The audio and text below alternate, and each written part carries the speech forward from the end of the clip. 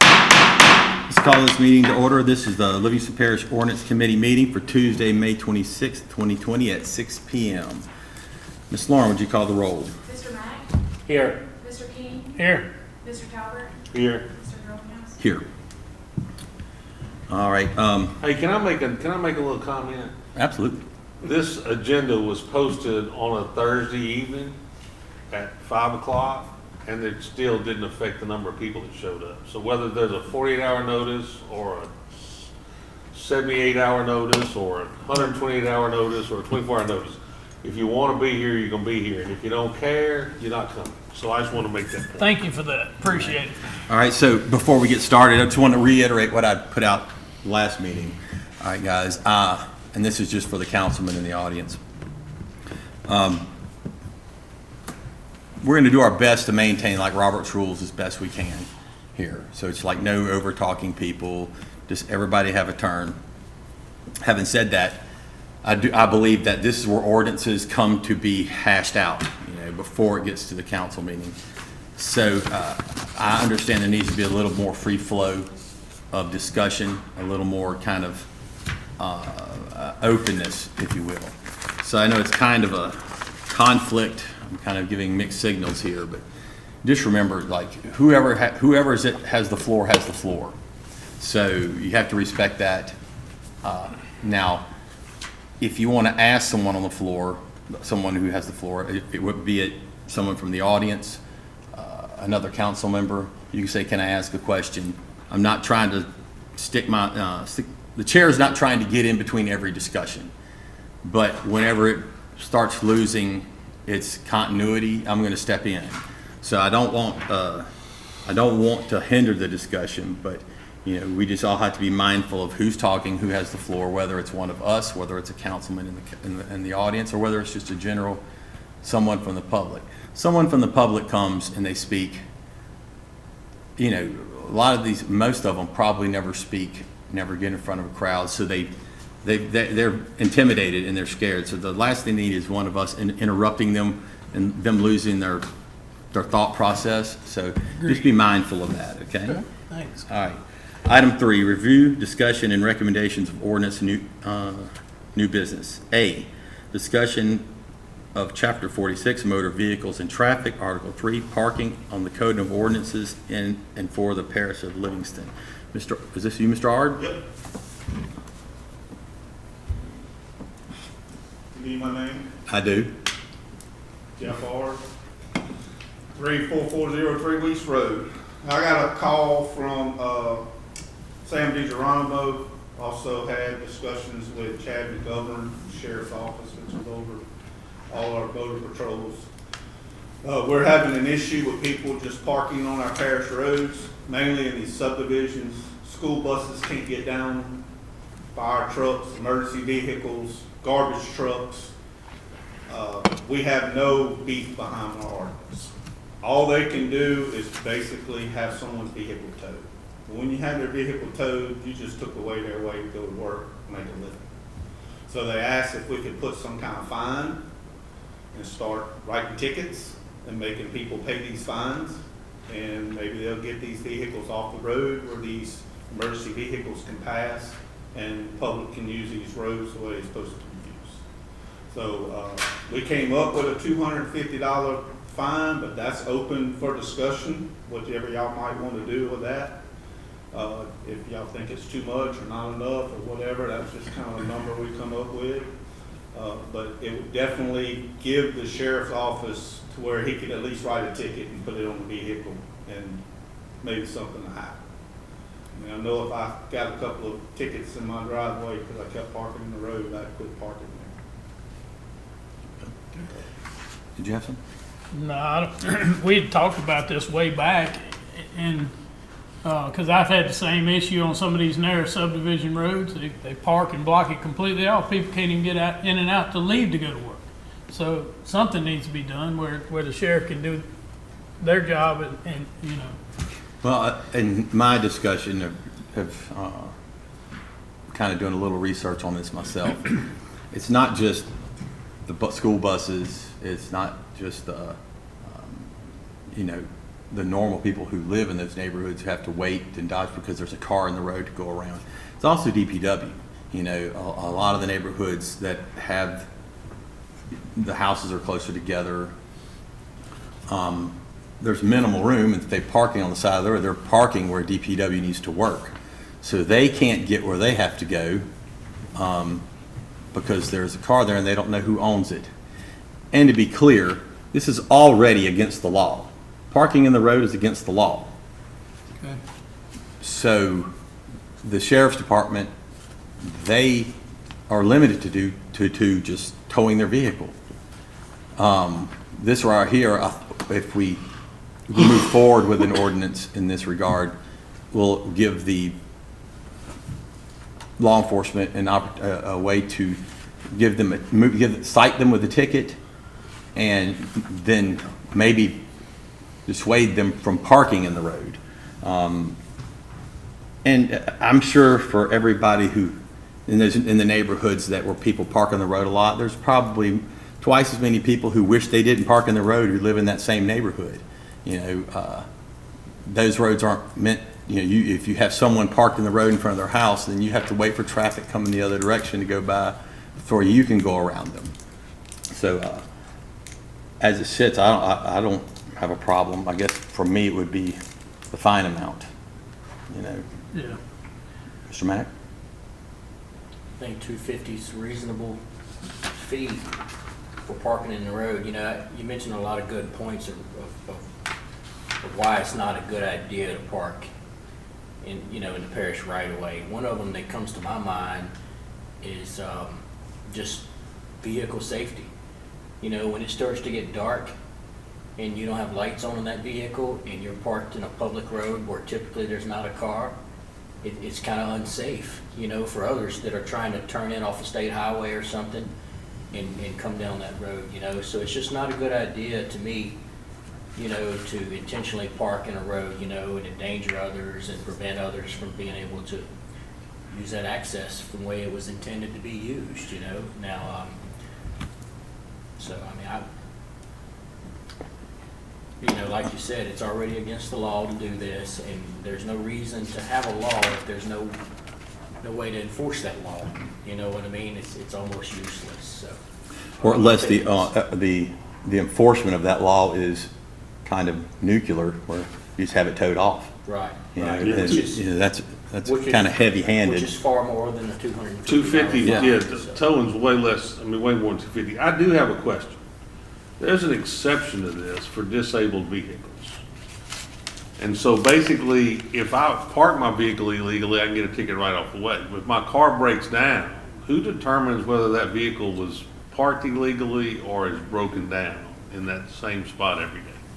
I mean, I'm just trying to figure out, Yeah. I mean, you know, if there's an exception for disabled vehicles, how do we determine if it's disabled or if it's just parked illegally? I think it could be no more, the same as what they do on the side of the interstate. State troopers put a sticker on it, and you have so many days. Well, we give them 36 hours in the exception here. So my question is the sheriff's office prepared to tag That's something vehicles? we would have, I mean, they just right now basically was asking for a fine. Right. I mean, I guess my question is, when they come out and see a vehicle, and I know they patrol, so they see the same vehicle in violation, or they'll see the same broken down vehicle. If we're gonna, I guess I'm saying is if we're gonna enforce the illegal parking, then we need to definitely enforce the broken down vehicle too, you know what I'm talking about? And either ticket it after 36 hours or whatever. I just didn't know how we determine whether something was illegally parked or something was broken down. Yeah, I'm assuming that's what they give you 36 hours on the interstate when they put that sticker on. I don't know what the rule on the interstate is. I'm luckily to say I hadn't I had just that. know you have so long, Right. they put a certain amount on there and you have to call in. Look, I'm in favor of the ordinance introduction, and I don't see a problem with the ordinance. I'm just curious about the disabled vehicle situation, how they're gonna determine what is a broken down vehicle and what's an illegally parked vehicle during the first 36 hours. That's all. Well, I mean, and just like anything, right? I mean, like if they was to, you know, get a citation, you know, if they was to dispute it because it was unintentional, they broke down, couldn't avoid it, did the Right. best they could, then they could just go to court and before the judge made their case. Anything's disputable. I mean, Okay. You got your right to defend yourself. Well, if there's no more discussion, I'd like to make a motion to send a favorable recommendation with this ordinance to the council meeting Thursday night. I'll second. Motion by Mr. Talbert, second by Mr. Mack. Any further discussion? Anything further from the crowd? All in favor say aye. Aye. All against? All right. Item B, discussion of the use of previous materials in lieu of paved surfaces as outlined in Chapter 125 subdivision regulations, Article 3, commercial development, sections generally of the Code of Ordinances in and for the parish of Livingston. All right. Anyone want to start on this one? Mr. Greenhouse, I requested this one be on the agenda. Can I? Yes, absolutely. Paperwork here? Yeah. Here, would you take that one and just pass those two? Thank you, brother.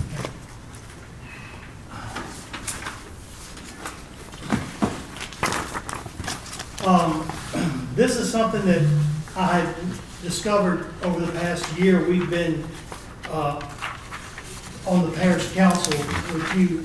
I've noticed that we've had a couple times people have come to the parish council and requested for variances for parking lots.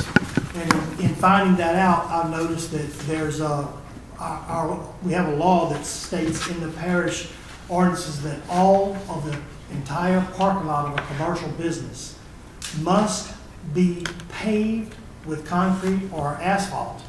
And so we've had to give a few variances because it just didn't make sense. So I took it on myself to go and really research that law. So I called Miss Sandy, and she was kind enough to look in our entire code of ordinances for what in our law states that every commercial business must pave their entire parking lots. And so she found that, and there's a sheet of paper that's in that booklet. If you look at it, it's actually the sheet of paper, actually the ordinance. And as I read through this ordinance, I found a couple things. First of all, this whole ordinance is dealing strictly with what it takes for business owners to apply for a permit and to start doing development on your property. They have to apply, and then this whole thing deals with drainage impact studies. It deals with site plans, construction plans. And then for some reason, smack dab in the middle of it, what you'll see underlined says, paved surfaces shall be required for, but not limited to, all publicly accessible areas. And then it lists a few. So that is the only section in our entire law that says every inch of parking lot is required to be paved. And so our planning commission has been enforcing that. And we've had to give variances, and every time as a parish council member, we give variance, it's a lot of blowback. People don't like to see us give variance. But a variance are a must when there's a law is not good. That's what we should do, is give variances, and when the law is not good, change the law. So that's what I'm here to do, is talk to you about this. And in reading that whole paragraph, of that law, there's a bunch of things in there that are just not concise. They're not simple. It's not easy to understand. You look at it, all developers of institutional, hotel, motel, RV, rental property, developers of RV. Well, I don't know that there's any RV manufacturers. Maybe it's assuming that it says supposed to be RV parks, but it doesn't say that. I bring that to your attention because it's just not concise and clear. An English teacher would say there's too many run-on sentences, and so, but that'll bring me to my second point I want to bring up in a few minutes in changing the law. But the reason I went to make this change is for two reasons. I think that this law is bad. One is I don't think government, it does not know the best services and conveniences for business owners to offer to their constituents. They just don't know. And what the business owner services can provide.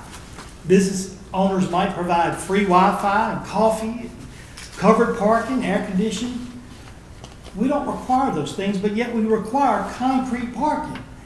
And so I don't think the government should really be involved in telling business owners what services they can provide to their customers. Let them make the decision. The government doesn't know the best. That's the number one reason I initially started. But once I got into it and researching it, I found another benefit to not having the law, and that is so many benefits from allowing businesses to use other materials besides concrete, asphalt, is called pervious material versus impervious material. And by allowing business owners to use other things other than asphalt and concrete, which our law doesn't, you will see, first of all, you'll see less variances come before the parish council, which is a benefit. We won't have the blowback from that. You'll also see much less stormwater runoff. So in a way of improving flooding in this parish, to allow people not to pour as much concrete and asphalt, you're benefiting this parish as far as flooding control. And you don't have to have as big of retention ponds that are required because the water will be absorbed into the property. It will also replenish water table aquifers. By allowing the water to suck into the ground, it does replenish aquifers. I know for a fact, working closely with the water department in the city of Mineral Springs, we have 5-6 wells. And I remember in times of drought, our water tables drop dramatically. You would think, but it does. It prevents polluted water from asphalt and stuff running off into such as gasoline and oil that just collects on parking lots. It prevents that from running off into our waterways and streams. And it also, when you pour concrete around trees, you starve the roots from water and nutrients. And so it's a major benefit to encourage people to use pervious material versus impervious material. I know that FEMA, part of the best practices application, there's they encourage and give points for people who use pervious material. And I have a list, and Sandy's printing a lot of them out for other cities. I know there are cities, I know New Orleans is one, but I've got 3 or 4 as well, that they actually have laws passed now that you cannot pour concrete and asphalt. You must use impervious material. Even so far, they go so far as to require people's driveways, personal property, to be impervious material. Now, I'm not saying we should go that far, and you know I am a advocate for freedom and property ownership rights, but I brought all that to you to say that this one example in our ordinance, whoever allowed this to come here, I don't think they thought it all the way through. Now, talking about this ordinance, if you look at that just for a second, that one underlined section that says you will have required paved surfaces for all required, will be required. It's smack dab in the middle of what it takes to submit plans, which is part of this, is a master drainage plan. It seems like when you submit a master drainage plan, maybe you should consider what if they do pave the whole thing versus in the future versus half of it now and more later. Maybe they should design it as if it was, or submit plans as if it were going to be a impervious material. But I question whether that was even meant to say that we cannot allow people not to not pour concrete. So I guess what I'm saying is, after reading this ordinance, I found a few other things on it. I'd like to clear this ordinance up, and with your permission, I'd like to clear this up with your support. And I've talked to Sandy. There's a few things because the whole ordinance there is just not concise. It's not clear. I think we could do a much better job. I'll make sure I'll rewrite this, pull that section out with the underline that requires the people to pave their parking lots, and I'll reword this ordinance just to make it a little bit more concise. I won't leave out any requirements as far as what they have to present to get their permit, and I'll resend that to you. And then we'll have 2 chances to look at it at the parish council meetings before we could even adopt the ordinance. So that's what I'd like to say. I know I've taken a long time here, but I appreciate you letting me come talk, and I'd love to take this to the parish council for a favorable request. So John, can I ask you a question? Absolutely. This stuff from Lower Makefield Township you sent us, you realize this talks about pervious pavement, meaning that you either put pavers in, pour pervious concrete, or pour pervious asphalt. It still doesn't allow for gravel parking lots or limestone parking lots or anything like that. It still requires a hard surface parking lot. It just happens to be pervious. So is your intent, I mean, basically the waivers we've been given are to allow people to put gravel or limestone parking lots down. So my question is, are we gonna still require a hard surface, except it be pervious, which could be pervious concrete or pervious asphalt or pavers? And are we gonna adopt what areas of the parking lot? I mean, because they clearly outlined certain standards. There are certain areas that pervious concrete or asphalt or pavers are acceptable, and there are other areas that are not acceptable based on, you know, the water table in the area, the slope of the, you know, the slope of the driveway and or parking lot, and the amount of traffic. So my question is, are we just gonna eliminate paved surfaces and let people put what they want to down, or are we gonna create a standard of the particular type of pervious product you've gotta put down so that we get the benefit without tracking, you know, gravel or limestone onto our paved roads and causing them damage? I'm just trying to figure out exactly, are we gonna eliminate paved surface completely and let them put rock down and that's gonna be it? Are we gonna require a buffer between the road and the rock, or are we gonna require a pervious paved surface? I appreciate that, Mr. Talbert. I don't think, or right now, we don't give anybody the option. You must pave your parking lot. Right. And I've given you the pervious material versus impervious as far as the pavers and the breathable, I'm gonna call it breathable concrete. I don't know that that's what it is. But I'm just letting you know that it's the future of I think parking. Now, Livingston Parish is not ready for that. I don't believe people are gonna start. But to answer your question, are we just gonna allow people to put limestone and gravel? My case is, it's the private business's decision. Government shouldn't be involved in telling somebody, I mean, because don't get me wrong, Walmart, McDonald's, big retailers, they're gonna concrete their parking lot because it's a convenience. But Joe Blow's Bait and Tackle down in Springfield, who's been operating their business, and there's a lot of people, the owner of a business, and I don't mean to get excited. I told myself I was gonna I told my wife I was gonna be calm. The owner of a business should be the one to make the decision of the services that he wants to provide to his customers. And I think as good government, we would get out of that business and we would allow the customers to decide, the business owners to decide. To answer your question, rock, limestone, gravel is absolutely the best pervious material that we have available today in this parish. Now, you're going to start to say, well, they'll pull dirt out into the highway. I think that's a reach.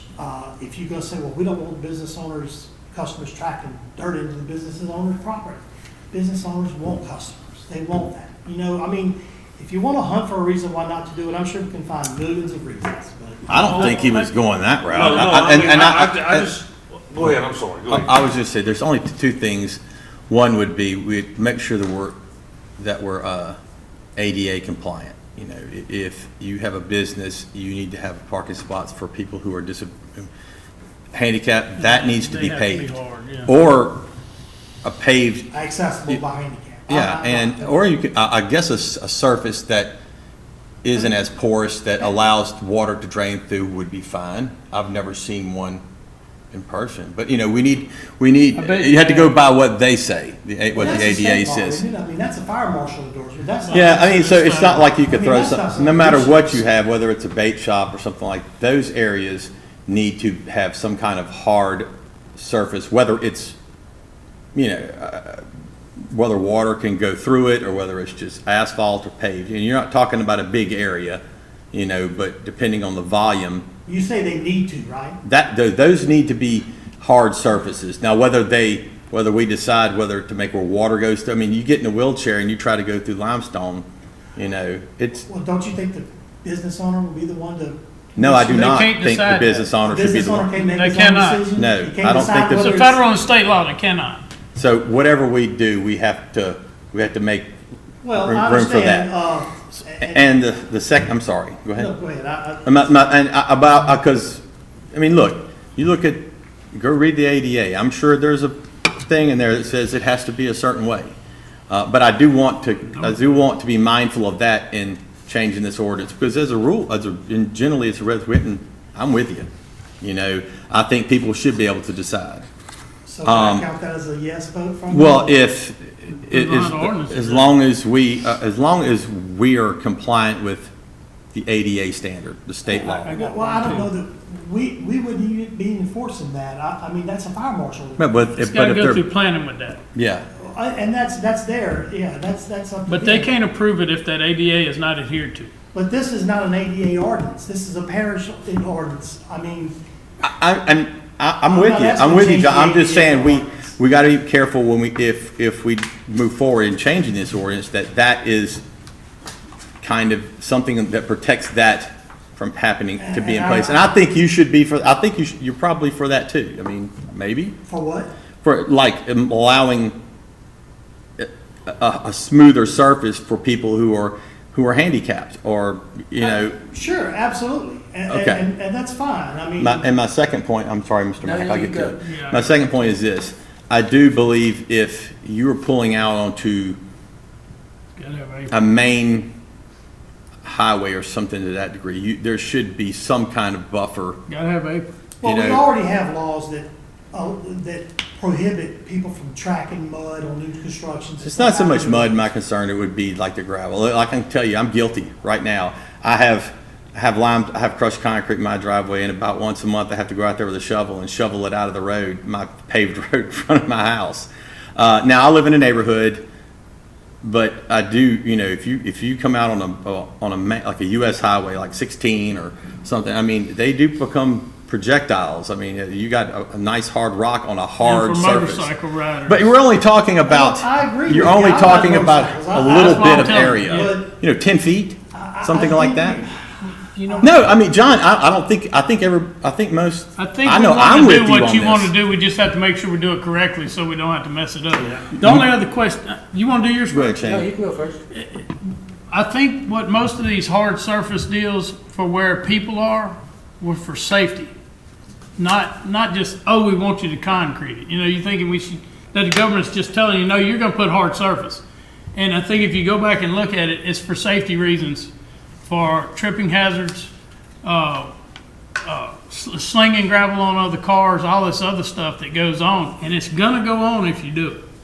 Okay, Now, that's, again, the business owner will have to deal with that. absolutely. And yet, that's their right to let them sling Some gravel if they want to. businesses take hundreds of customers a day, some take 5. Yeah, if they got 5 and they know their clientele and they want to every deal with business it, is they should have the Shouldn't the business owner be the one to make that decision? I mean, Absolutely, and unless it adversely affects the general public, and maybe people who don't even go to that people who business. go there. Or people who don't. I How mean, would it affect someone if they don't? well, I mean, if you allow someone to put gravel all the way up to a road that's a highway, and that gravel goes out on the road and some slings up and bam, now the person who wasn't even visiting that business is getting, being Well- affected. And again, Councilman Watson, I'm with you on this. I am. I just want to make sure that we cover our bases as far as the ADA So is you're asking concerned. him, just look that up, see if what that requirement is, And- include and- it in your ordinance. And It's if you're easy. only talking about hard servicing 10 feet of the driveway before it gets to the road, okay. I mean, it might not say that at all. I'm just saying That's what things I to mean, think that's- about. If that's what y'all want to do, I'll be glad to put that in the There ordinance. probably if is y'all a support it. state requirement for the apron Yeah, on and state highways. so, but yeah, go ahead, Shane. I just wanted to say a couple of things. you know, this is a parish ordinance and this is a parish requirement, the way we've got it documented here. And the state regulations and the federal regulations would supersede this, and anything we put in here, you know, so the things that you're talking about are very important. You're right about all of that. But it would be, you know, the folks that are approving the developments and the engineers that are working with the developer and all those folks should be, you know, knowledgeable of all those state and federal requirements and ensure that the development and the building codes and all that kind of stuff is followed, you know, so, and, you know, there's a lot of valid points, you know, made, but, you know, we've been councilmen probably, I know a lot of us here, you know, 5 years, and this has come up many, many, many times. And I know, like, there have been churches in my area, you know, we've granted waivers for, the smaller businesses, you know, trying to get started, you know, I mean, like John said, we're regulating development outside city limits in a lot of rural areas, you know, and that I support this change, you know. I think this, you know, I think that, you know, we should do our homework and make sure that we got everything documented appropriately, you know, to cover our bases when it comes to, you know, check with the legal authorities of, you know, Mr. Moody and his group, you know, make sure they're okay with the changes we're making, you know, that it doesn't affect anything else downstream or anything, you know. But I think it's a very wise move, and I support the change, and I'd be willing to make a motion that we do move forward with this in some way, shape, or form, you know. I'll add to it if you'd like a 5-foot. Well, I want you to Well, be careful, John. I think that he's right in the regard that the state laws probably will cover everything, every concern I just We said. have And that's someone what here I- that knows Yeah, I mean, that. you know. I really think, I appreciate that, and I Yeah. feel that way as well.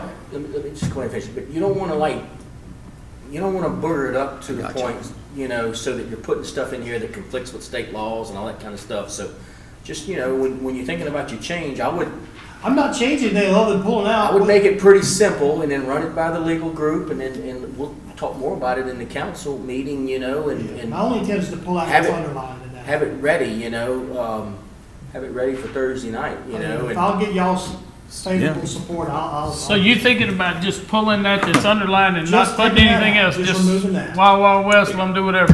Say that again? Wild Wild West, let them do whatever they want to do. Here's You're my- okay with that? Here's my concern. I'm just gonna tell you, state DOT is gonna have a requirement on driveways off state highway. They do now, right? Right, they have, but it's not gonna apply to parish roads. So, and I think, and state DOT's only in the development of roads and drainage and what makes those things safe. So, I would like to see us mimic state law on the apron. Because if we just eliminate the driveway, if we eliminate the pervious, you know, the concrete or asphalt, and don't put an apron that's, you know, that mimics state law, then we could end up with no apron. I think there's a couple things. I think that the vehicle that's parked on the apron that's getting ready to take off on the state highway, they're traveling 55. You need to have a surface that you can mash on the gas and goes, and not be worried about throwing gravel all over the guy behind you. I think that's a good I think idea. there's a it's couple, 25 feet. I think there's a couple reasons remember that the aprons exist on state highways with respect to driveways. And I think that we probably, if we want to eliminate the concrete and asphaltic parking as it exists within the ordinance, then we need to at least mimic state law on the aprons of the driveways. And I think that's basic safety is the reason that those laws exist on the apron. And I think you can get a favorable vote on that if, that's the only thing I've got about the whole deal, is I think if that's what we're gonna do, at some point in time, we're gonna have to create a standard on the parking lot. I mean, and I understand that I know what we're trying to do, that, you know, there's the snowball stand that's got a poured concrete driveway, some of this stuff's kind of ridiculous, you know what I mean? That's a lot of And one most chance. of these churches, it's overflow parking, or the funeral home, it's overflow parking that we're giving the waiver to. It's not the whole parking lot. And they almost And always so go to I think driveway. that, you know, that we can address this, but I think that it's important that the apron, where that gravel ties to that public road. Parish Road, Parish Road needs to be in there in that 5 foot, driveway. 10 foot? Well, I think, figure out what the state law says, and that's what we'll do. I think state law's I gonna like be that. further than that, because if think you it's think 25. about 5 foot, your front tire's gonna be on it and your back tires Yeah. aren't. You know what I'm talking I about? think it's And- 25 feet. And so I think you need to follow whatever state law is with respect to the apron, because that's what they've determined protects state highway, and we ought to mimic that to protect Parish Road and the public safety that travels on the Parish Road. That's my only thought on that process. I agree. All right, well, that's, and this ordinance covered none of that. for Right. Yeah. You know, so I mean, that Well, would yeah, be, but- but I'll make that to put in here if y'all want But if that. if gonna fix everything we're putting, this ordinance says it's all concrete and asphalt, so we don't have to worry about apron. But I think once we eliminate that, then we've gotta put a safety buffer between our parking lot and the highway. That's the only thing that I think is different. Mr. Ard, I think there's one thing we need to be mindful on this, and I agree with you in the most parts, but we have to make sure that when we say this, we're not allowing them to just go put a thin layer of gravel out there. no. Because fire truck pulls in and all of a sudden he sinks and he can't get to that bottom. Gotta have a standard. So we gotta have some type of standard that can handle our emergency response vehicles where they can get to that business and do what they need to do. And not be worried about pulling into a Crush, I like crushed pasture that they concrete. just put a little bit of Better gravel than on gravel. and they sink to Yeah, their but it's axle. ugly. So there needs cares? to be Gravel's ugly. some type of standard, Gravel's ugly too. you know, You know. almost like our roads, you know, it's got to be built up so much so that it can handle these type of vehicles. And that could be no more than the main entrance to the building. The whole parking lot doesn't have to be like that. I wonder if the state has any type of fire truck rated parking lot. Yeah. Oh, I'm sure. I wonder Yeah. if they, you know, I mean, that's. what They I'm probably saying. make them do Yeah, I'm just you have to wondering do a if- compaction test on the soil and before you put it down, that way it's, For all business. I would parking imagine, lots? yes. I mean, you know, well, I didn't think they did. Maybe they do. Well, Well- if it's gonna be a pervious surface, if it's gonna be hard, they got a standard we go by. And I wouldn't think the whole parking lot needs it. You just got to make Well, sure. yeah, I mean, I think they require. Their access Well, to it that even says building in this can handle information that pervious surfaces are not designed where large trucks or anything can go. all right, so you thinking of bringing this to the council? I think it Yeah, needs it's some on the work. agenda. I think it needs some more work before Thursday. Well, let's just I mean, see, well, let's we just could- see what it looks like Thursday, and then if Yeah, And we if we can- need we- to, we can we put it off can 2 weeks. It's gonna be- introduce it and discuss it some more. Well, my That'll plan is work to too. just pull out that section for that's required all parking lots to be paved. I mean, that's my plan. So, Yeah. I mean, if you'll support that, I promise you I'll add the aprons if you want. What? Not that- Is it my turn? Yeah. And that, we need to just make sure, you know, there's a lot of regulation here in this commercial development thing. It could be covered, that apron might be covered in the entrance and exit and stuff like that. You know, so it may not be necessary to add it, you know, we just kind of need to double check. I don't know, that's a good question. I mean. Well, we can introduce it Thursday, and that'll give Yeah. us 2 more weeks.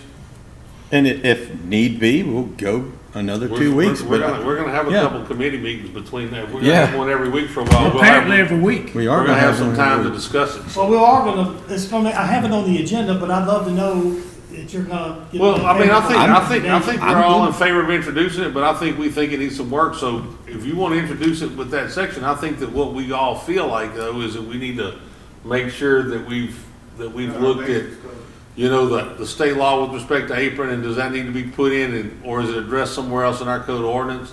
I think we need to look at the fire code and make sure what it requires so far as parking or driveways with commercial buildings with respect to emergency response equipment. And if we see some problems, then we can address that the following Tuesday and the following Tuesday before it comes up for a public hearing, and maybe make some changes. But I don't think anybody got a problem with you making the introduction Thursday night. Okay, I guess my question is, I mean, we're gonna have a council meeting Thursday night, and it's gonna be on the agenda. Uh-huh. I mean, Introduce it as you've got it written out. I'm just gonna pull that line section out and. Introduce I mean, it, but I think the thing you need to be aware of, John, is that there are some concerns that people have up here with respect to apron and how safety and emergency response vehicle can get to the building. And so I think there's some other council people that are gonna do some research. So it very well be that if it's introduced this Thursday, there's gonna be 2 more ordinance committee meetings before the public hearing would be held, and so you might have some modification to it before it gets to the public hearing, which will be okay. The basic gist of the ordinance will start out, we can make some amendments, Pull the line. but I don't think anybody's got a problem with you making the introduction as you has it written. Still get it through. We just gotta make sure everything's covered. I'm questioning whether I should just pull it off the council. No, introduce it. More than ours. I don't You think did all this work. All it takes is a little bit more work and you'll get it just I don't think right. anybody's gonna object to the introduction. But if it comes through with just those lines missing, I'm voting no.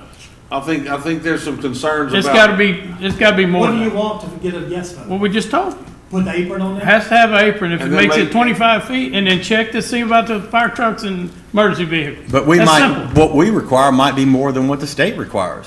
We don't want to require more than what's Yeah, so necessary. if we put in 25 and it's only 15, it would be unnecessary, like he's just saying. Yeah, so. Just introduce ordinance, As you wanna Thursday do night. it. It'll be introduced and then know that we want to look at the apron and public safety. Unless you're and unwilling to do anything besides them 2 lines, if that's the case, it's still no. 2 lines? The 2 lines you want to pull out. Well, I mean, you tell me what you want and you'll We did. support. We told 3 times. Okay, can you make a motion and put it in there so I can? Yeah. Well, I mean, okay, then let's, Shane, you had started a motion. Do you want to give a favorable report as long as we coincide with state law on the buffer between the road and the gravel, and that make sure that we're not in violation of the fire code? And ADA.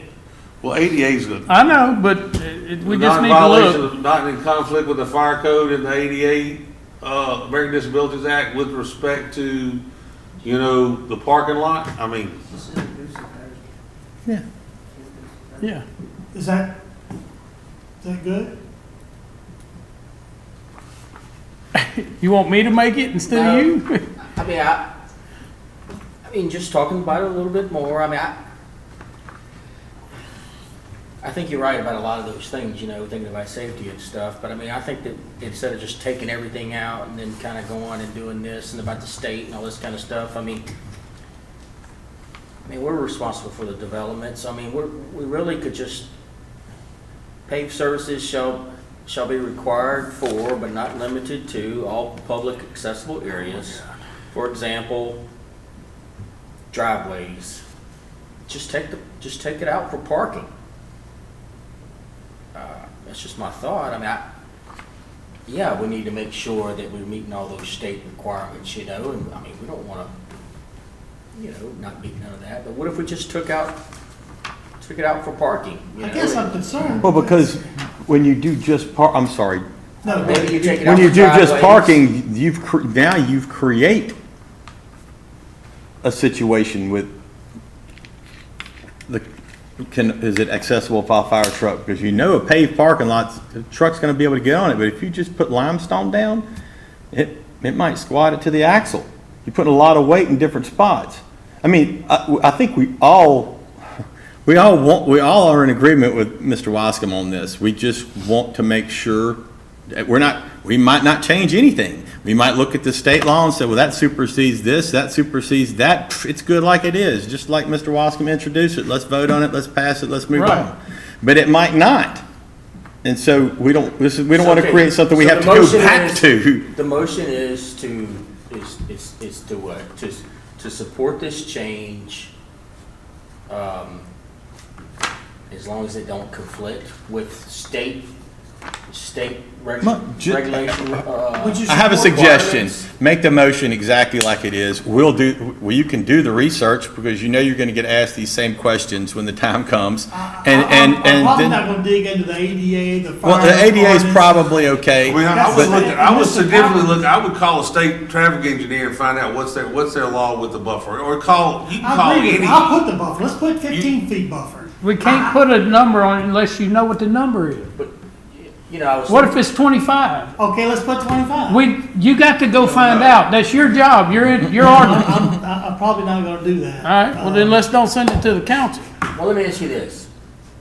Simple. What if you've got a development, a residential structure?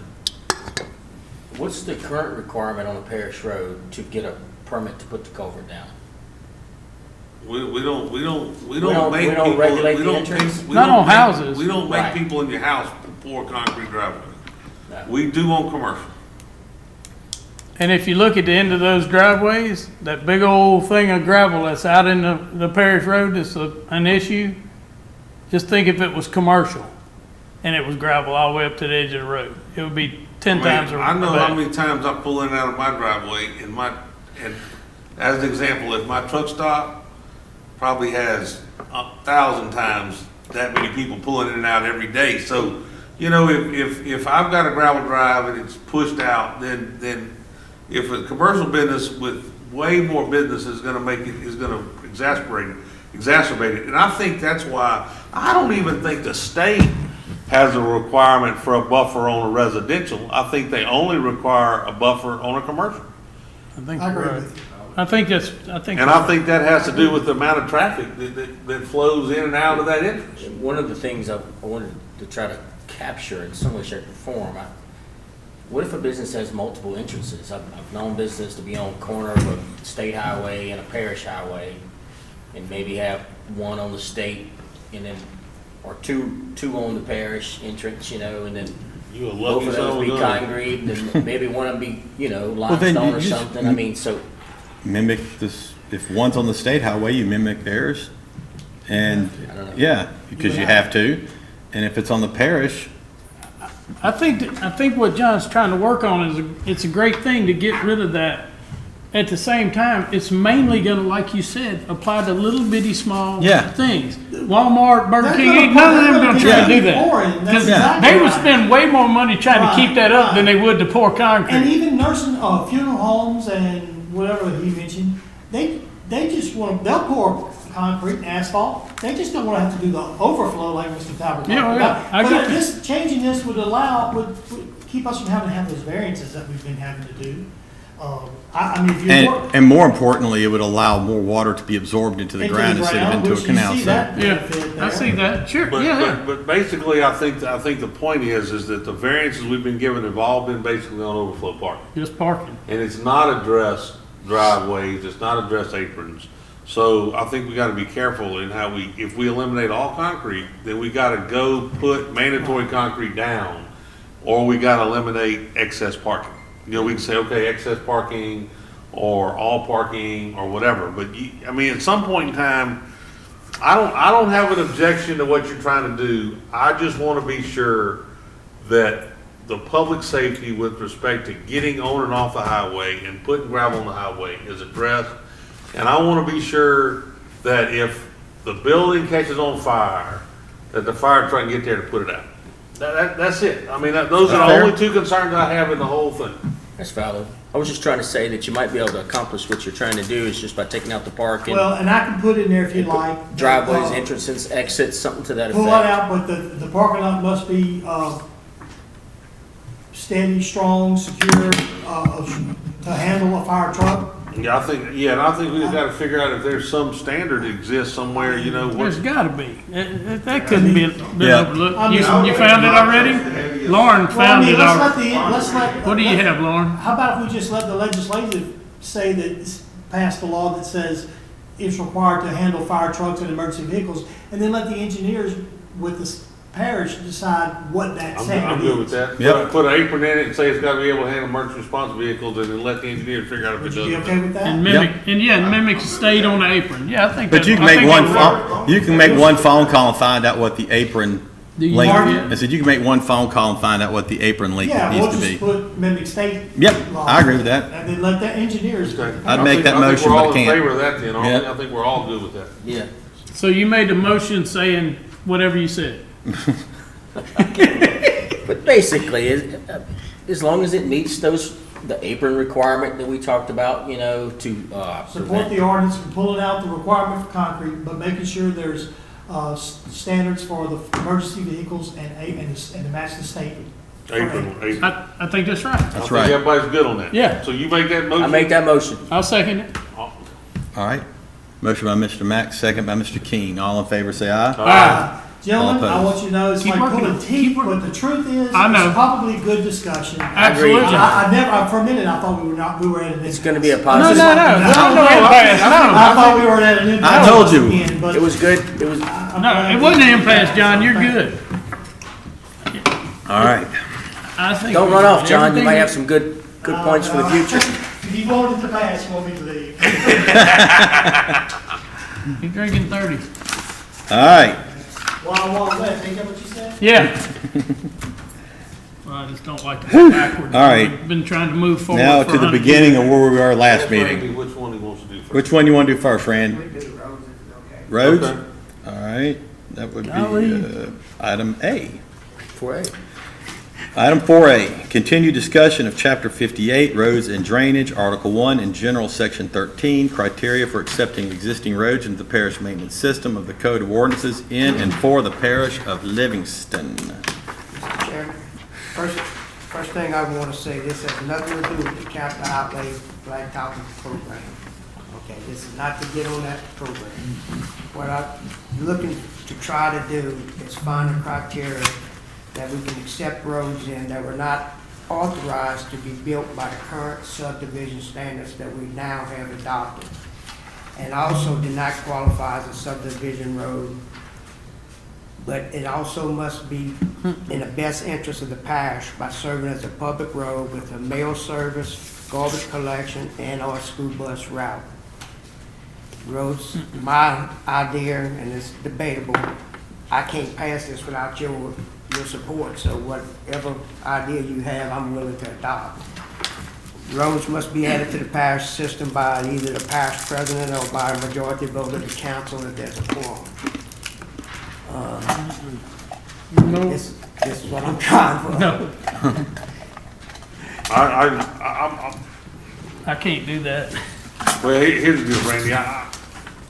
I think that if the road's gonna come in, the council ought to vote it. That's just the way I feel. I mean, you know what I'm talking about?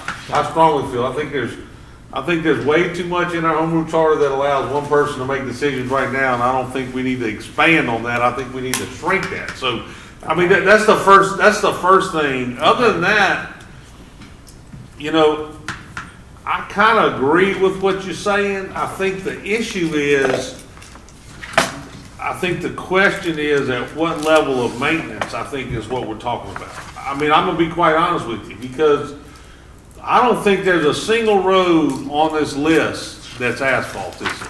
There's not a single, you don't have a single road in your district asphalt that this would apply to. Do you? Yes, Oh, you do have some asphalt roads that this would apply to? there's asphalt roads in this subdivision, a Riverscape subdivision. Oh, Riverscape, okay, I got you. Semi-asphalt. Well, I understand, I know, that was a subdivision that was I know we already originally talked, built to be yeah. private, then It's curb and gutter asphalt. curb and gutter asphalt, But just but say they it's just not weren't bad. built to standard. Or they were never accepted. What was the issue with that? What is The issue with that, it was gonna be a private development that put a gate up. And the parish allowed them to do that. The guy put the gate up, sold the lots. He built the road before he sold the lots. He built the road, put the gate up, sold the lots, then he left. And then a local person bought it from Watson probably 10, 12 years ago.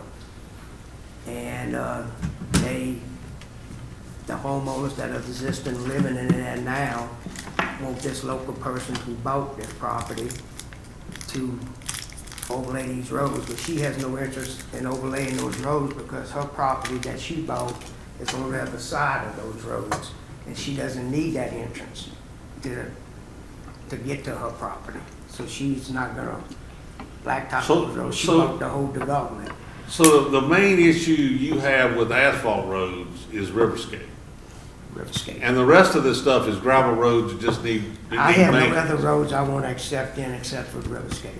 I have no other roads in the parish that I want to accept. So can I Go ahead. ask a question? So, but this is how you want it to be written? I mean, we can. Pretty much. I mean, we can work modify it- on it. We can modify So- it like we want. So it doesn't say, it just says, any of us can bring a road up here and go, doesn't meet any qualifications, no criteria, no nothing, we can just vote it in and put it in maintenance? Where the qualifications, I think it needs to serve a public purpose, so you wouldn't be able, you wouldn't be able to use public money Just on about it. every road. Well, not necessarily. I probably got 50, and we can't take 50. You should be able to if it serves a public purpose. But able to is different than should, Well, I don't understand why you wouldn't do that. That's your job to because they were maintain roads built and drainage. privately so that they remain private. That's my only issue. I think all these people are paying taxes like we've talked about. Yeah. They paying taxes like everybody else. If they wasn't mandated. At the to time? build At that time, a Okay. certain way, why shouldn't they be able to be? The 1,300 roads that's in our parish right now, they wasn't all subdivision roads. They wasn't. But how many are, see, that's what I asked the other night. I said, is there any way can we get a list of the roads that we think may possibly need to be included? Because if it's 200 or 300, we're That would already be- breaking the bank. That would be in your district that you would know that. Right, I would know, you would know yours. I would know. I Yeah, wouldn't know that. yeah, I get it. We would have to compile our own lists. Right, I wouldn't know that. Okay, so Randy, basically, what is that road list? That road list got a name. Riverscape Road, we talking about? Huh? Oh, Grant Banks, yeah. Okay, so we've got the Grant Bankston road list. That was a road list designed at some point in time in the past. From Alan Fairman's office. Okay, all these roads are now parish roads. Correct. Then we developed a standard, and all roads built to that standard automatically become parish roads. And what we have now, and let's face it, it's the same situation every time. Somebody builds a private road and then wants it brought in later when it wasn't built to standard. And so those are the roads we have a problem with, right? Right.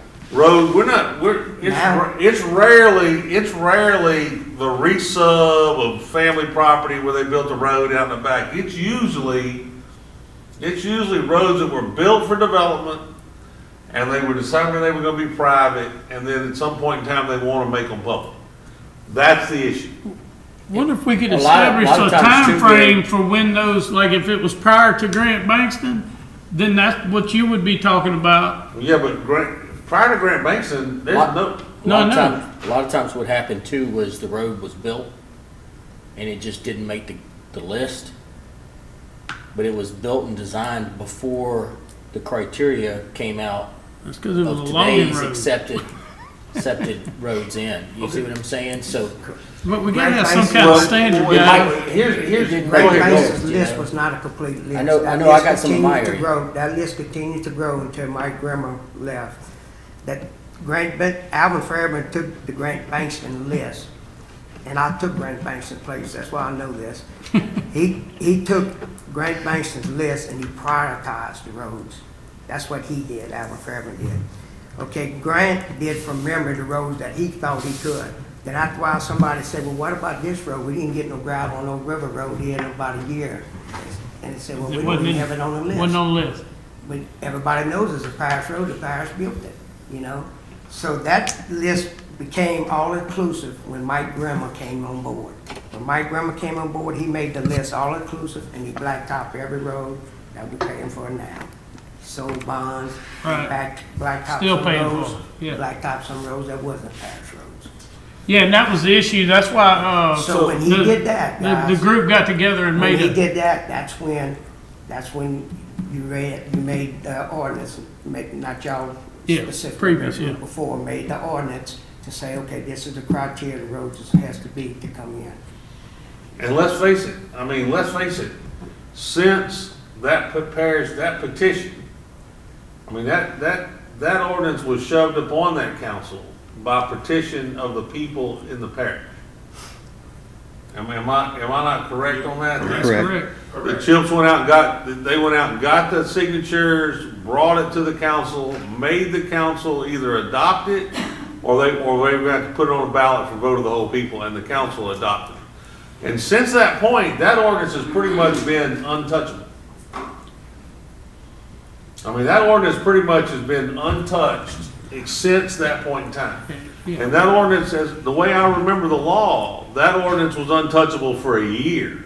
Was it a year after it was introduced, after it was brought by ordinance, after it was brought by petition, and then voted on the council, it couldn't be addressed for a year or 2 years? There was some. It was a year. It's a year. It was 1 year. But since then, it has basically been untouched. There have been little modifications, but basically that ordinance has remained untouched up until, really, this council's trying to take up some debate on how to address some roads that got left out. You know, roads that people that were bought on were misled. I mean, there's a lot of stuff that, you know, there's some injustices that need to be I've addressed. heard and it many times. That's when you, until you realize those injustices exist, everything's black and white. But once you start seeing the injustices, an injustice that you understand that maybe there need to be a little wiggle room here and there, that's when stuff starts getting gray for those people who don't like gray. Well, and that's But what we until try to you sit do. up here and have to deal with people's injustices that have occurred to them, Agreed. you don't Don't have a understand clue. what gray is. So, All right, so, and you're correct. Let's circle back to where Okay. we were at the end of the last meeting then. Okay. Okay? And I'm gonna paraphrase here. Basically, we wanted to be able to bring in substandard roads that are a long way from meeting the requirement to be put in the overlay system. That's right. And we wanted to include roads that are gravel, under a certain guideline that we were all working on. Density, number of houses per road, density to incorporate length, to where we can bring these roads under, I guess at the time we were calling category D, Yes. which doesn't exist. It's like A, B, and C. D, to where we can bring these roads in and maintain them only. Now, if they ever in the future meet the criteria of A, B, and C, they can move out of the D category and move into where it could be overlaid. So that's, am I? no, I think that's where we were. I think that's where we were. And Yeah. I think and Shane had some concerns about certain roads. And I think we talked about that and maybe trying to address it in a different way. I think that we had one perception of one type of road that needed to be addressed.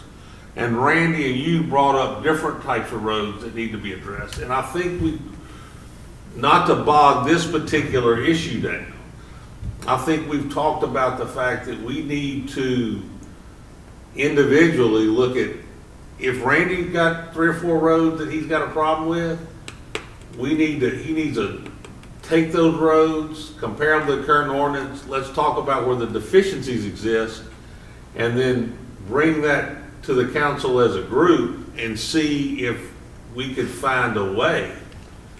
You know, I mean, and let's face it, we're gonna have to make exceptions to the rules to bring those roads in if we choose to do it at a later point in time.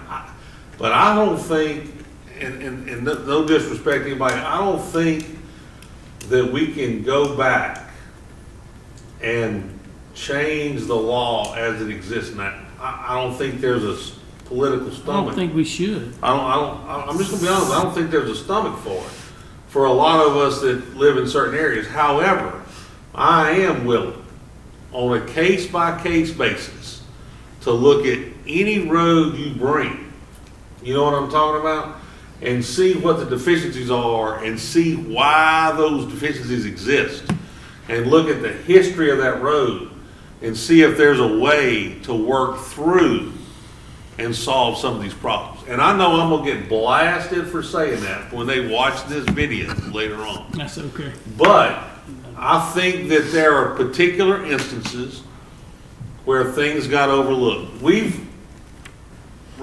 Shane brought up a particular point about distance. We talked about T-turns and circles. You know, there are roads now that the kids are having to walk to the highway to catch the bus. But we can't take that road in because there's not a T-turn or a circle in the back for the school bus to turn around in. It wouldn't meet even Yeah. your basic. Hell, they know. They're not going down that road now, so what's it matter if there's a T-turn or a circle in the back of that road now? Everybody that lives on that road's walking to the main road to catch the bus.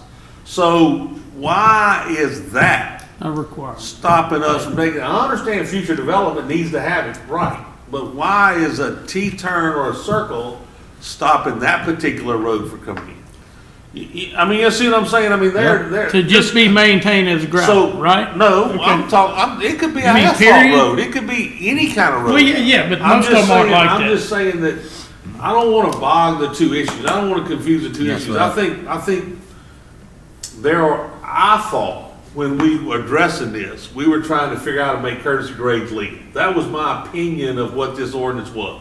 Now, in talking to Randy and Shane, I realize there's bigger fish that we're trying to fry here. And I'm not sure that, I'm not sure I can vote for a change that makes a wide sweeping, that lets a bunch of roads come in, but I am interested in looking at an individual road, seeing what the deficiencies are, and seeing why those deficiencies exist, and are those deficiencies significant enough to stop it from being in the maintenance system? I mean, I'll be quite, I mean, you know what I'm saying, Randy? I mean, Yeah, and I do. We have a philosophy differences. I really believe if you have 50 roads and we could take them in, I believe we should. But listen, what I'm looking for is a pothole patcher to come on this road and a grader to grade that other part of it. That's what I'm looking for. And to do that, I have to get it into the maintenance system. I'm not trying to, I got 300 roads in my district. That's never gonna, I'm probably gonna see in my lifetime 10 miles of road out of that 300 miles. They're never gonna be on a capital outlay system. They're never gonna come into y'all's money or anything of that nature. It's just gonna give me a way to represent people that need represented. People that can't help themselves, this is what we're doing. These ain't big retired people that's millionaires and got big buses, and none of those things. These are people that pay their little video taxes But- and that's it. And under the system, what we're saying though, if we brought it in, We and could maintain it. we could maintain it. We could, Yeah, well, we it could, need- even would it if be it was asphalt or asphalt, we gravel? could go fill those potholes. I mean, let's face it, we talked about maintaining it, and we've always talked about grading roads. We could, with those roads that exist right there, go in, dig out some soft spots.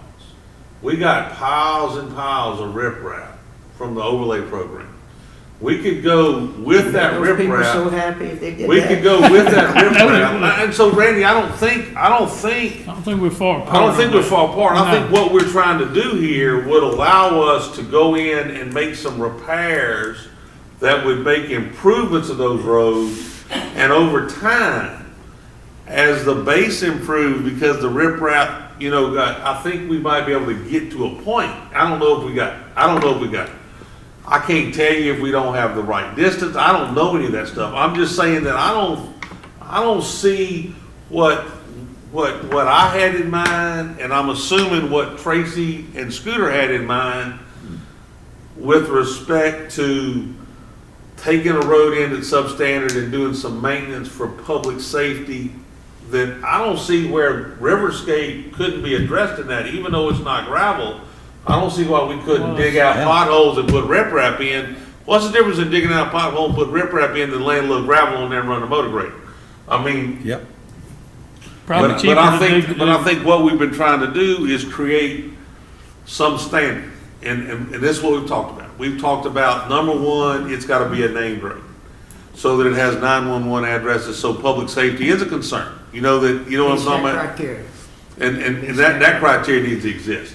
And we need Has to the be, cul-de-sac, meets that criteria. and I think the other thing it needs to talk about is that there needs to be a certain density for the amount of money that's gonna be spent in maintaining it. And obviously, Yeah, if it's a Riverscape, subdivision, yeah. the density is gonna be there. So I don't think that we far off. I think we can get the same thing accomplished by what we're trying to do here. Mail service, garbage service also. So all Right. that, that's And I what I think- want to ask. All that's occurring at this time in Riverscape. So see, that would be one of those roads that if we needed to take one in for maintenance, that would be the best case. So how do I get it in, guys?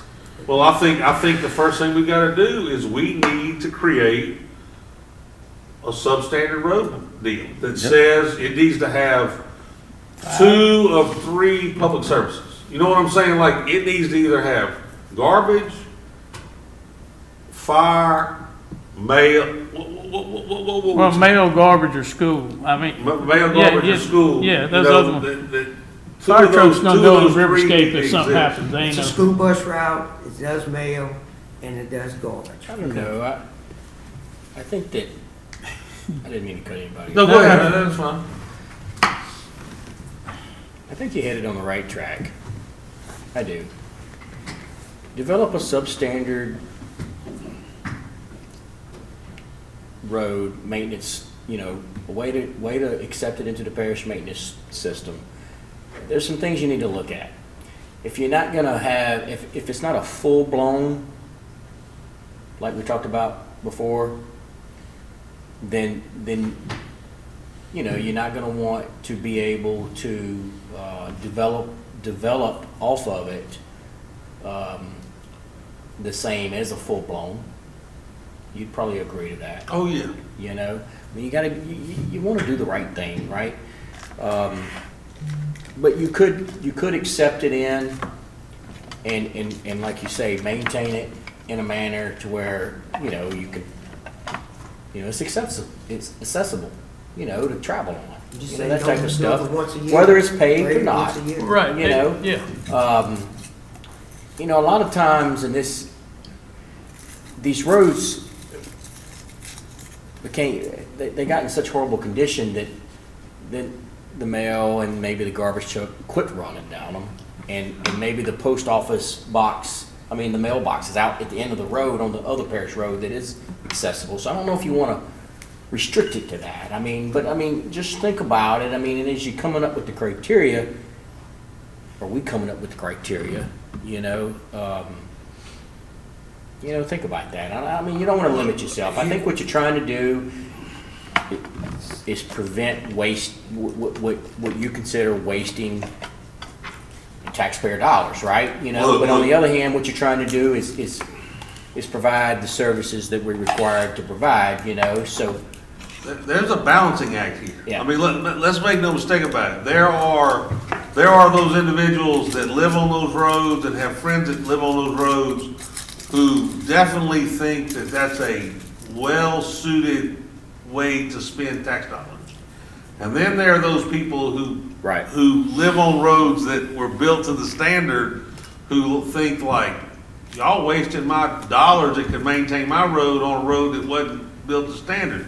So, you know, there's a balancing act in getting all this done, and I think we got a big deal coming up in November that we've got to, you know, try to show people that we've been good stewards of their tax dollars, and so. And we have. And, I agree, but I mean, I'm just saying that this has a potential to get used against us, but I still believe. I think if you do it right. It's worth, and I think. got one little input when you get. And I just think that we've got to come up and I got one too. somebody can bring it Thursday night that, you know, you got to come up with 3 or 4 things that the road has to meet before we can do it. You know what I'm saying? Whether There's it some be things that's linked got, with there's some things that's got to meet. Houses, whatever, yeah. And I think and when it meets those, then I think we need to bring it in with the understanding that it's a maintenance, the road's being brought in for maintenance.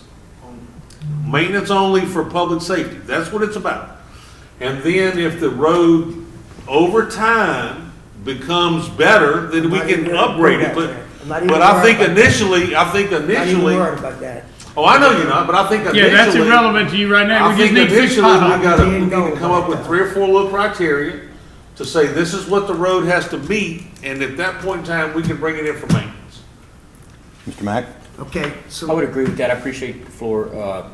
Just wanted to say something real quick. You know, I know that a lot of us are aware of the couple of roads in my area that were dead end and they were paved. wasn't originally built to the current parish standard.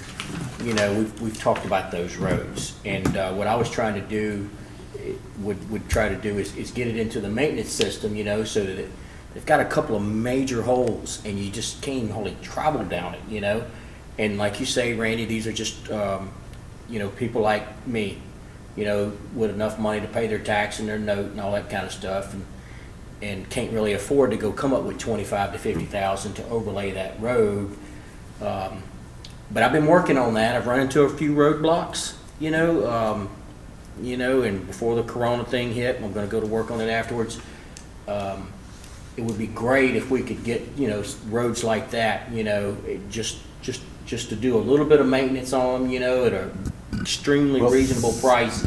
And then if they ever wanted to become, you know, full-blown, I'm calling it full-blown, but you know what I'm talking about. Mm-hmm. Move out of Category D. Move out of Category D.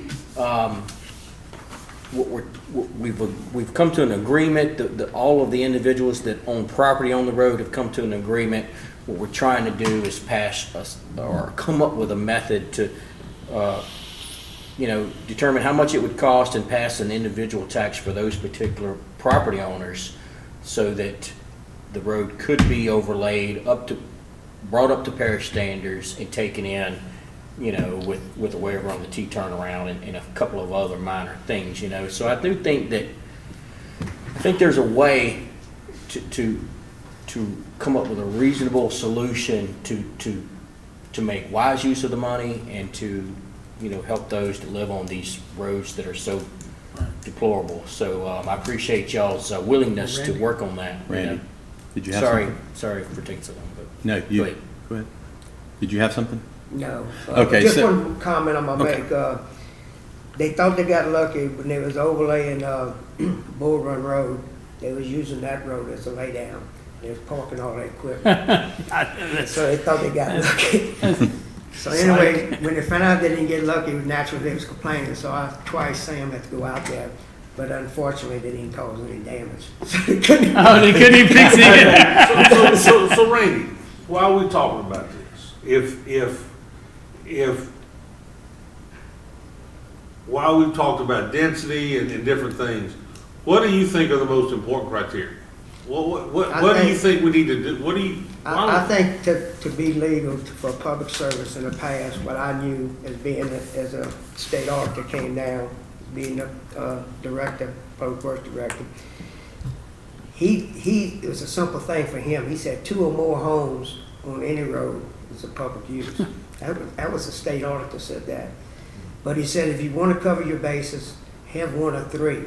Well, we always use all 3. We always use mail and garbage because garbage used to be mandatory. It's no longer mandatory for Livingston Parish now.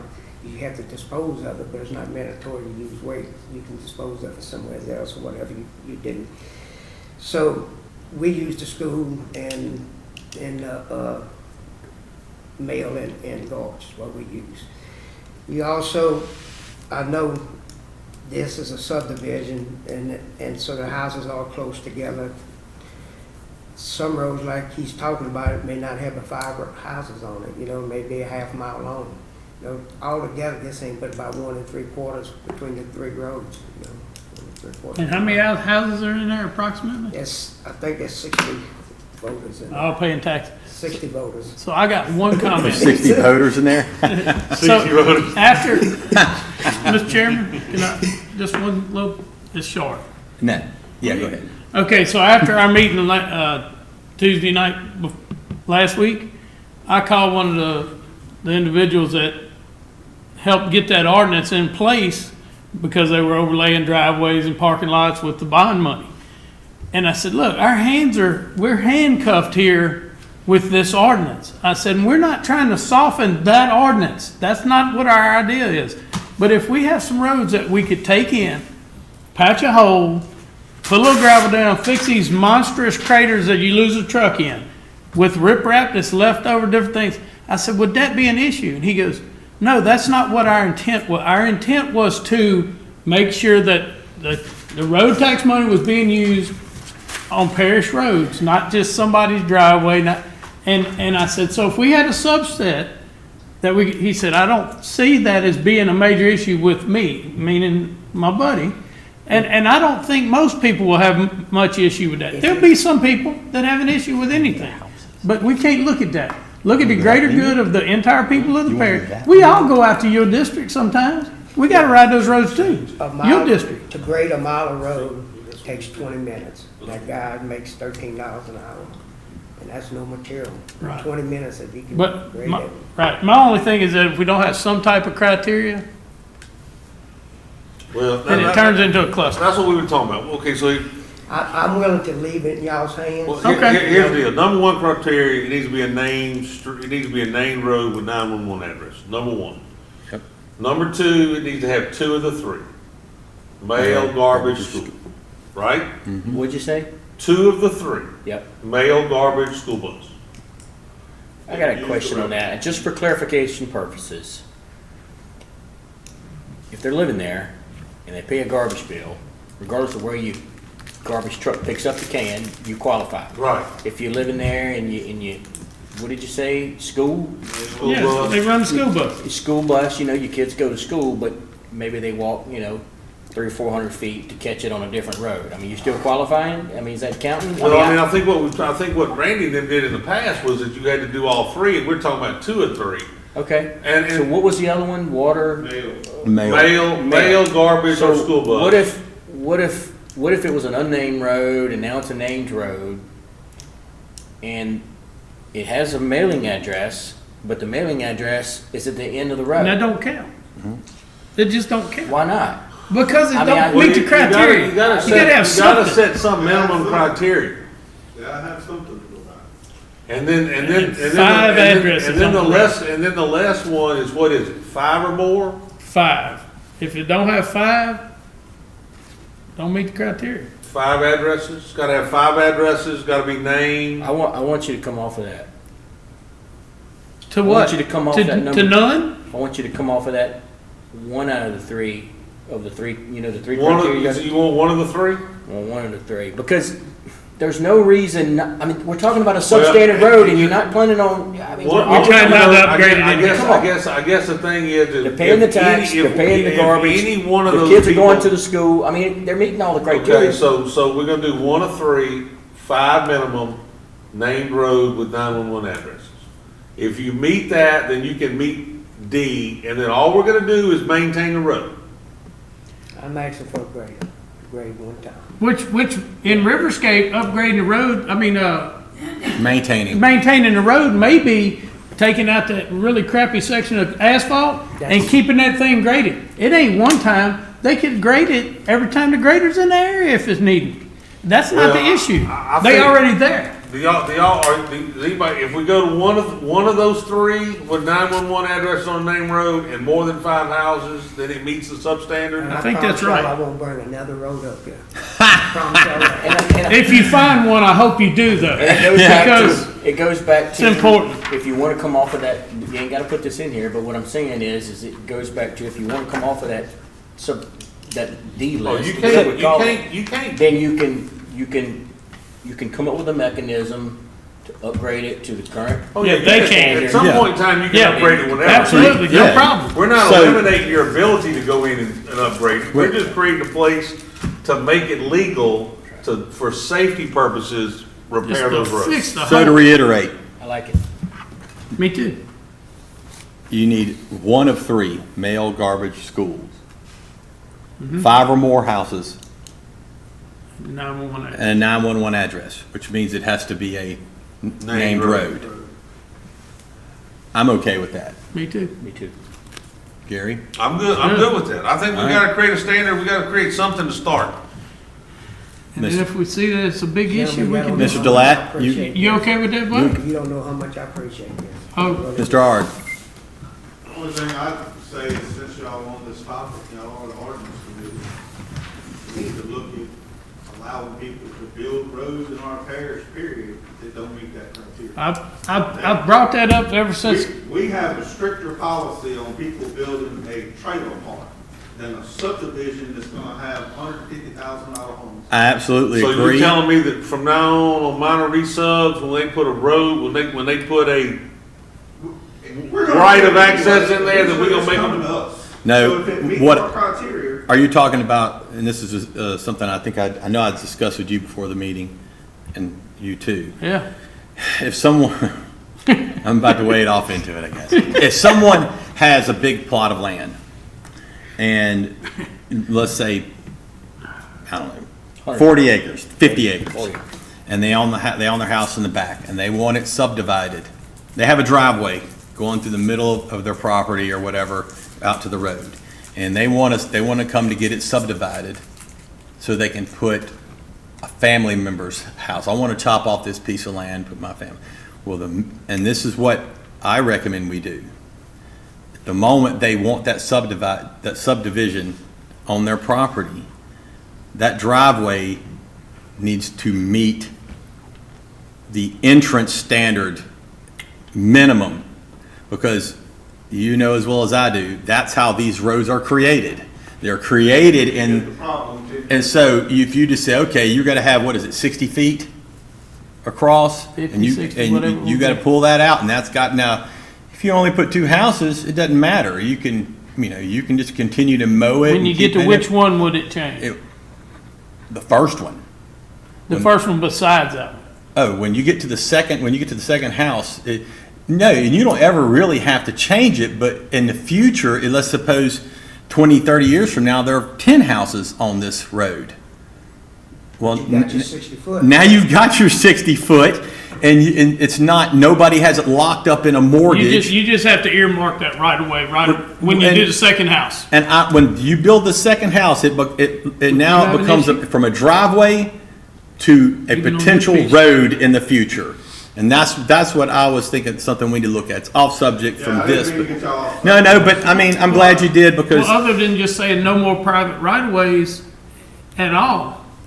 I mean, no private I don't, if road. you have 50 acres and you want to chop off a piece for your granddaughter or whatever, and you already have your driveway, the minute they tie into your driveway, it's no longer it's not, kind of technically not a driveway anymore, it's a road. Go ahead.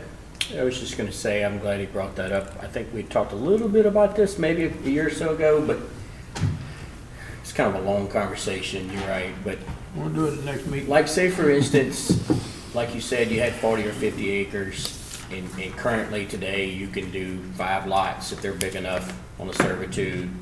We probably should look at that. If you're gonna put more than a certain amount of lots on a servitude, then it needs to be brought up to a parish standard. You know what I mean? That road needs to be, so, because, I mean, to me, we could talk about it some more, but I mean, it needs, before Okay. you agree to divide it more, Yep. then it needs to be brought up to a parish standard. I agree. You know And what the I'm biggest saying? Now, you hindrance can't, is the right-of-way. if somebody just wants to put, 2 or 3 lots for family, Well, that's where maybe they're it planning on down the starts. road 40 years from now, then you can go ahead and let them subdivide. But when you start to add those lots to No, that road, I think you should do needs to come it, up. I think you should do it on the second one. If you don't do it then, Just the right-of-way, just not the the right of road. way, not the road. They don't Just to even make have to sure it's change there. their driveway. They just got to give up that right of way. That's our issue now. Because if they give up that right of way and they don't ever build another house there, it's just those two, you'll never know. It's just there. And I any, think one of our issues is the minor subdivision. I agree. I mean, because I have one where but- they went I'll in tell and you what I built mean the by road, that in a second.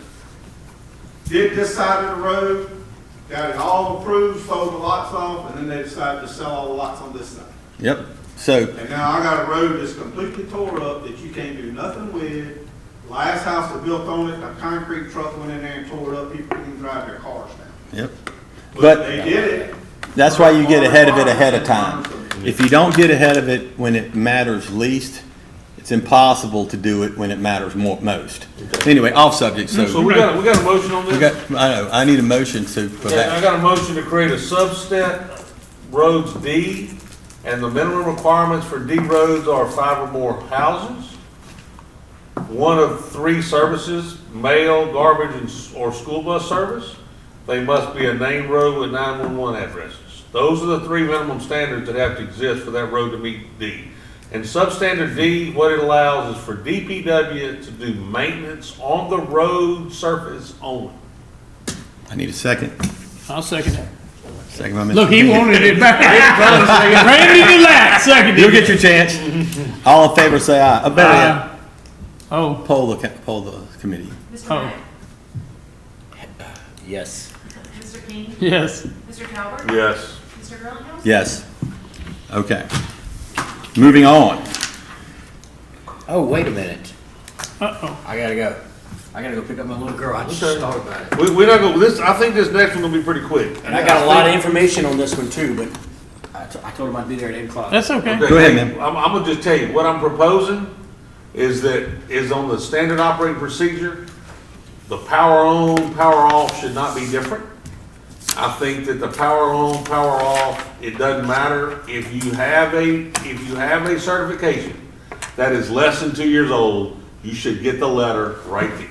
And then basically what happens is if every time, Is there any way to take this up in the next ordinance committee meeting? we can, I got it on the agenda, we can take it off if y'all want to do it regular. but Brady, I mean, you understand what I'm, then if we change, if we get them to change the SOPs, because here's what happens. If the power's off, then all they're looking for is if your research less than a year, they give you a letter. If your research greater than a year and you show that you got a maintenance contract. Wait. Let's Oh, I'm Let's sorry. read this in first, I'm then sorry. you- Well, he was leaving. so I jumped Are you in. leaving? No, Okay, well, Shane was he's leaving, I'm gone. sorry. Okay. Item B, continued discussion of Chapter 7 Utilities, Article 5 Sewage Disposal Systems, Division 2, Private Section 70-263, General Requirements of the Code of Ordinances in and for the Parish of Livingston. Mr. Talbot. Okay, the way the SOP is written is if your power's on, you get a personal visit from the health unit. Well, if your tenant has unplugged your modad, then you get a fail, which requires a recertification. You know what I'm saying? But if your power's off, you don't get a visit because they can't see if it's working or not. So why are you penalized for your power being on? I think the MOP should be power on or off. If your recertification is less than 2 years old, you should get the letter. That forces every landlord to get a recert every 2 years, which is not an unreasonable request. And if they stay on top of their business and never let their recert go out, and they do the recert, send it to the health unit, then every time that address looks up, there's a valid recert, they automatically get a letter. They should get it the day they go to apply for the permit. I think that's the request we need to make for Keenon on the deal, is that the MOP should be on or off. If the research less than 2 years old, you get the letter. There should be no delay in getting your lights turned on at that point in time. Correct. Make sure that I understand. So when the electricity is cut off, it's the same thing as if the electricity is on. You still get the letter. You If still it's get in the letter. 2-year If time it's- frame. If you got a 2-year research. I think that's the request that we need to make of the health unit. That if the research within 2 years, you give them the letter. But this, we have to put an ordinance, because he's just following our ordinance is what he's doing. Well, then He's fine. then we need to figure out where that goes in order. What I had did was just took lessee out and put the word owner in, which made it be just Well, the same as us. the but that's how problem, we the put problem two in. is when the power's on, Yeah, and they go do that physical inspection, any little thing, modad unplugged, I mean, they could have turned the power off and turned the power back on. The main breaker, cause a GFI to trip. Well, then all of a sudden, a trip GFI is a fail. You know what I'm saying? So there's so many things that can cause a fail. If you've got a 2-year-old recert, a recert is good for 2 years, then it should be good for 2 years no matter what. right. But we gotta put an ordinance, because he's, following the ordinance is why he's. Well, then let's, Great. That's Randy, easy. We'll do that. I'm gonna challenge you for Thursday night, figure out how to put that 2 years. standard 2 operating years. procedure in the ordinance, and that's what we'll do. Okay. You good? Okay. Scooter? I'm good. Mr. Ard? All right, I need that in motion. Motion to move that forward? I'll make a motion to change the SOP on or off to within a And 2-year include it in research, order. that it's good, you get the letter. 2 years. 2-year research, you get a letter. I'll second it. Motion by Mr. Talbot, second by Mr. King. All in favor say aye. Aye. All opposed? Nope. All right. Thank y'all guys. See No y'all problem. Thursday. Anything else? Y'all don't know how much I'm indebted. I'll make a motion to Are adjourn. you buying? Motion to adjourn by Mr. Talbot. Scooter. Sir, yes, second. All in favor, say aye. I do